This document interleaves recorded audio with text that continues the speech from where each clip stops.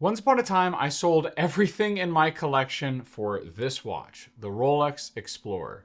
And back in those days, I had a 6-watch collection, a small collection of different watches, including a G-Shock, a Tudor Prince Oyster Date, a Zen 104, a Glycine Airman, which is one of the DC-4 references, a Hamilton Khaki King, and a Speedmaster Reduced. But that didn't really fix the issue that I really wanted one watch. And I remember driving in the car with my dad. We were going out to build something on a job site. This is back when we were full-time contractors. And I was talking about the watches that I wanted, the things I was lusting over. And I was knee-deep in watch YouTube at that time. And I told him I wanted to buy a Rolex Explorer. And that if I had that watch, I'd wear it to my wedding, and I wouldn't want any other watch ever again. Well, I lied. I have more than just this Explorer now within my collection. I actually just did my collection review for the year, which is linked up above if you want to check that out. And that's part of what sparked my thought process on discussing this now 5 years later, 5 years after I purchased this in the first place. At that time, I meant that I only wanted that watch. And so when I made the decision to sell all my watches to fund the purchase of this one, it felt like the right thing to do. And I don't regret that decision at all. And I'll kind of explain that and my thoughts on this watch over the last 5 years. Now this watch is the 114270. It's a 36mm variant. This specific one was produced in 2009. So it has the engraved rehaut. It has all the features that they updated before they switched to the 39mm size in the first place. Now after these last 5 years, I think this design obviously still holds up. It's versatile, it's subtle, it works with anything you throw at it. The 36mm case on this version, because I know there are different sizes on new releases now, is perfect for my wrist. I think the dial design is also a great size for my wrist. It's slim, it's comfortable. It does strike a great balance between sporty and classy in kind of a dressy sort of way. You know, it's versatile, it could go anywhere, do anything. It's a Gata watch. And all that remains true. One of my favorite things I've had about this watch is the fact that when I wear it, it basically vanishes. I don't notice it on my wrist because of how light and how comfortable it is. It just feels so natural on the wrist. And I think that only makes sense if you've worn a watch that's around this size and this weight. So I can show the grams on there as well with all the other specs. You can see it's very light, and so it makes it super comfortable. Now, I know this sort of bracelet over the long period of time and over the last few decades hasn't aged as well, but it is incredibly comfortable, especially compared to a lot of modern watches where the bracelets can get oversized and heavy a lot of the time. But as much as I admire it, I'll be honest, I don't love it the same way that I used to. It's different now. See, if I look back at the moment that I purchased the watch, the moment I unboxed it, the one hand I used to unbox it while the other hand was doing all the filming with the camera, I'm reminded of just how exciting that was. It was a feeling I honestly haven't had for a long time since when it comes to at least watch collecting. There's only one other example of that I could think of, and that's with the Explorer 2. The funny thing is I hadn't actually ever seen the Explorer in person. I bought it from Watchbox completely sight unseen, completely on the hype of everyone talking about how amazing this watch was. So when I did see it, I was surprised at how much I loved the layout. You know, I took pictures really early on, day after day, and over the course of a year, it was my only watch that I ever wore. Even over the next 3 years, this watch was one that I wore constantly within my rotation. You know, I wore it on special occasions, and I still wore it pretty regularly day to day. But now at the end of year 5, my collection is larger. You know, there are watches that compete for the wrist time that are a similar style and a similar feeling that I get from this day to day. This channel's also exposed me to watches I never even dreamed of holding, like a $60,000 Patek Philippe that I just reviewed a few days back, or an H. Moser, or a vintage Daytona Patrizi dial, or a Moonshine Gold Speedmaster. And those aren't better compared to the Explorer, it's just watches I never even thought I would touch. But I want to clarify something first. You know, I don't appreciate this watch any less than I did when I first unboxed it. But when it comes to what I throw on day to day, it doesn't get worn as often as I'd like. I still wear it quite a bit. I just don't wear it all the time. And I think that has something to do with the desire to wear something different or just preferring variety. You know, I've learned over the last 5 years that there have been a lot of ebbs and flows in how you feel about a watch. And often you have these moments where you consider selling a watch. And I felt that way about every single watch in my collection, except the IWC so far, and that's only because it's the newest watch in the group. I think cars are really good at comparison. See, all of us have probably felt similarly when it comes to a car. You buy a new car, it's exciting. You want to drive it all the time. And after a while, you forget exactly the price you paid, and some of that newness slowly wears off. After a few years or so, you start to look at other cars. Now, I'm not super into cars, but I know many people who are. And then eventually you consider selling or trading it in to buy something else, a newer model, at least to you. I think watches are like that as well, but just on an accelerated timetable because you wear it for so many more hours than you drive a car. They become habitual so much faster. So after a year for me, a watch has usually lost a lot of that early luster, sometimes even shorter. And then I consider what else I could get for the money.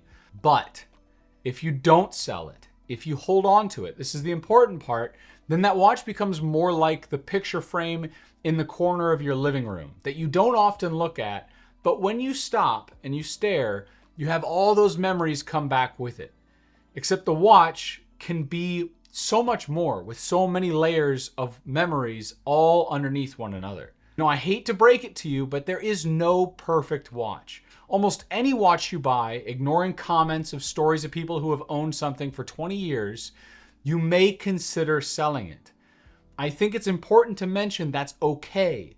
We do have to sell some of these in order to have enough money to be able to buy something else. There's limited time that you can put on your wrist, and there's limited money that you can put into this hobby. See, now personally, I would never sell this watch. The memories are layered into this watch, into the feel of the super small crown, or the dimple in the middle of the dial where it recesses down before the hands come out. I've stared at those two things so often, or wound it so often, that I can feel it without even actually putting the watch in my hands, or I could see it.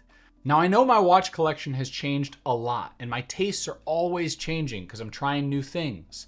I found that I really love a date on a dial, for example, and there's no date on the Explorer. And that doesn't mean I don't appreciate the symmetry of the dial or the way the symmetry is also in my no date sub or my Speedy. But all of those aren't as practical day to day as the Grand Seiko or the IWC, for example. But despite the lack of date, the Explorer still does have this effortless charm. Sure, the 36mm size isn't exactly as common as the other things that I'm used to. I tend to prefer a 38 or 40mm watch these days. So it's smaller than most of the things that I own. And it does take some general getting used to when I put it on again. It always feels a little bit small. And then after a couple days, everything else feels too big. And so what I've learned is in order to wear a watch, you have to basically artificially build a purpose for that watch, I think. And I'll explain. See, I think you have to make something specific to a specific purpose, to a specific watch that makes you wear it. Here's an example. So when I go travel, I wear the Explorer 2. That makes sense, obviously, for obvious reasons. When I go on a run, I'll wear the sub. And that's because I like the external rotating bezel. It times the run. And if I want to go on a jog where I don't care about pace, the sub is that nice feeling of you're just wearing something and going out on a nice run. There's no specific date attached to it, and it just times generally how long you've been doing it. And I think having that purpose around a watch builds a sort of feeling. And so what I noticed is I hadn't been wearing the Explorer very much. So what I decided is I'd been recently getting into golf, and I'm awful at golf. I'm just getting started. I'm horrible. I shank it to the right like crazy. But when I go golf, I wear the Explorer. This is what I wear, and it forces me to wear it. Even if it's not a special occasion, it at least has a purpose. It's light and it's functional and it's versatile, and so it fits into that sort of occasion. But also, it's something where I have to wear it because it fits that sort of thing. And I think as I get better, it's going to help add those layers of memories around me building my golf experience or moments or favorite moments around this watch. It can be like a lucky charm, so to speak. Now, I'm not going to climb Everest anytime soon, so I don't have that reason. So in the interim, I might as well have another reason why I wear it. I don't know if you guys do that as well, wear a watch for a specific task, but it's helped me compartmentalize why I own some of these different things. But it's not perfect in design. If we recap, there are things that people don't like about this watch. A lot of people these days want an anti-reflective coating on their watch. This one doesn't have that. But if it did, you'd lose that bright reflection over the dial that I think is when this watch looks its best. It's semi-illegible, but it's beautiful at the same time. Now the bracelet is loose and the links bend over time. It has this folded clasp with no on-the-fly adjustment. And I think that that's all a fair point. Like, that is definitely not its strong point. If I could give the Mark 20 bracelet onto this watch with the strap change system, the on-the-fly adjustment, then it would be even better. I would do that. This obviously doesn't have that availability. Now the new 36mm model, I haven't worn for an extended period of time, so I couldn't tell you how amazing that is, but it might give you that benefit. The last issue that I have is the strap options. See, Rolex watches sometimes have an overhang where when you put a watch on a strap, that overhang, that sharp drop off where it's CNC'd, the case is CNC'd, those lug holes are too tight. So the strap will actually abrade against that sharp CNC'd angle. I actually have one strap in here that's all cut up, and I don't know if you can see the abrasions here in this B-roll, but that's from this watch. And so I learned that I need to put curved spring bars in straps before I put it on this watch. But even then, with the curved spring bar, you have to bend the leather to make it match the curve as best as you can if it's a straight cut strap. Otherwise, you have to buy straps that are designed to be curved. And if you don't do that, you could still have the strap abrade over time. So that limits, what straps you can actually put it on. And that's probably the biggest downside for me in this watch, is the interchangeability of strap options. But still, if you like the 36mm Explorer, it is a fantastic watch. It's a watch that, I don't wear all the time, but now I am kind of with golf.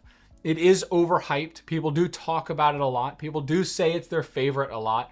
And to be honest, it's not the watch I reach for in my watch box to pick up day in, day out. I have moments that I don't like it as much as I like everything else. And that leads me to consider, what if I sold it and I could buy something else? But that doesn't mean you have to sell it. Sure, I can't keep everything. And so I do have to sell some things in order to buy something else. And I have keepers. If you don't sell it, you'll have an entirely different appreciation for the watch. I'll be making a video later this month recommending first luxury watches as we head towards Christmas. So let me know if you have a watch where you've had it for a long period of time, how you feel about it now, and how it differs from when you felt about it in the early days, especially if it was your first luxury watch. And I'll see you in the next one. Take care.